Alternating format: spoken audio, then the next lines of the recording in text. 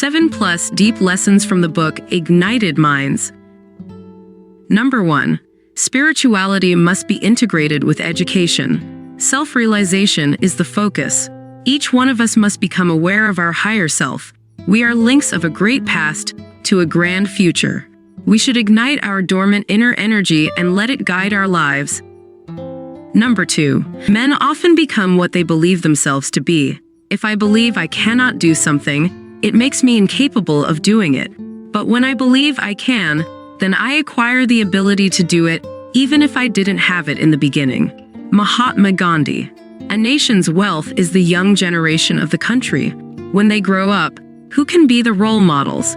Mother, father, and elementary school teachers play a very important part as role models. When the child grows up, the role models will be national leaders of quality and integrity in every field, including politics, the sciences, technology, and industry. Number 3. I always tell the young to dream. This message comes from the understanding that each one of us has within ourselves the ability to create the circumstances for success, to attract, so to say, to ourselves what we desire.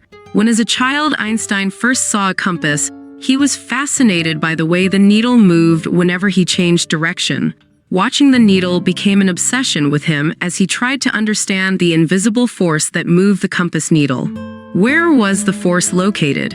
Who controlled it? Why did it always work? What was it made of? Were there places where it didn't operate? It is, of course, the magnetic energy of the Earth that keeps pulling the compass needle, a tiny magnet, along the north-south axis of the Earth's magnetic field. But is that all there is to it? We can easily see the magnetic field at work, but cannot detect it with our senses, even though it is everywhere on our planet. Logically then, it is in us also. Similarly, our planet is in a perpetual state of motion as it goes spinning through space. Everything on the planet is a part of this movement, even though it appears to us that we are motionless. I am on the planet, and thus part of the energy that moves it. The energy that is the very essence of the planet is in me. Number 4. Our spiritual wisdom has been our strength. We survived as a nation the onslaughts of invaders and the numbing effects of colonialism. We have also learnt to adjust to the rifts and divisions in our own society. But in the process of all the adjustment, we also lowered our aims and expectations. We must regain our broad outlook and draw upon our heritage and wisdom to enrich our lives. The fact that we advance technologically does not preclude spiritual development. We need to home grow our own model of development based on our inherent strengths. Number 5. Walking has been an essential part of my life. Wherever I go, I make it a point to walk 5 kilometers in the morning. I am particularly attached to seeing the beauty of the sunrise, the light that precedes its arrival, and my ears are tuned to the songs that birds sing to welcome the dawning of a new day on this planet. Each time I experience these phenomena, the cool breeze, the singing of the birds, and the arrival of the sun, I am filled with awe at how nature brings together all the elements that go into making this moment possible, and feel thankful to God. Number 6. There are success stories among failures. There is hope among chaos, promise among problems.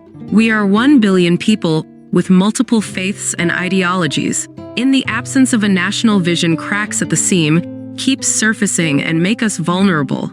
There is a need to reinforce this seam and amalgamate us into one national forum.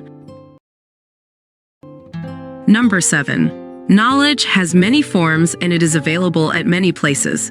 It is acquired through education, information, intelligence, and experience. It is available in academic institutions, with teachers, in libraries, in research papers, seminar proceedings, and in various organizations and workplaces with workers, managers, in drawings, in process sheets, and on the shop floors.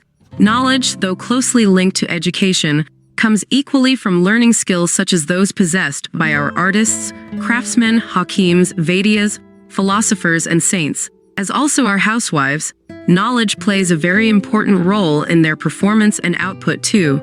Our heritage and history, the rituals, epics, and traditions that form part of our consciousness are also vast resources of knowledge as are our libraries and universities. There is an abundance of unorthodox, earthy wisdom in our villages. There are hidden treasures of knowledge in our environment, in the oceans, bioreserves, and deserts, in the plant and animal life. Every state in our country has a unique core competence for a knowledge society. Number 8. We need to adapt the implementation of our programs and policies into a mission mode to succeed. Progress cannot be swift and far-reaching if the path is full of potholes. The abundant national resources, human and material, remain to be fully utilized. More so, the way to development is through purposeful activity. The young especially have to be guided properly, so that their lives find a proper direction and their creativity is allowed to flower. To facilitate this, certain educational reforms must be initiated. With regard to improving the pace of development, center-state efforts should be coordinated in a few key areas and efforts across sectors and organizations integrated and taken up in a mission mode. The mindset must change, showing willingness to take pragmatic risks. Success will follow.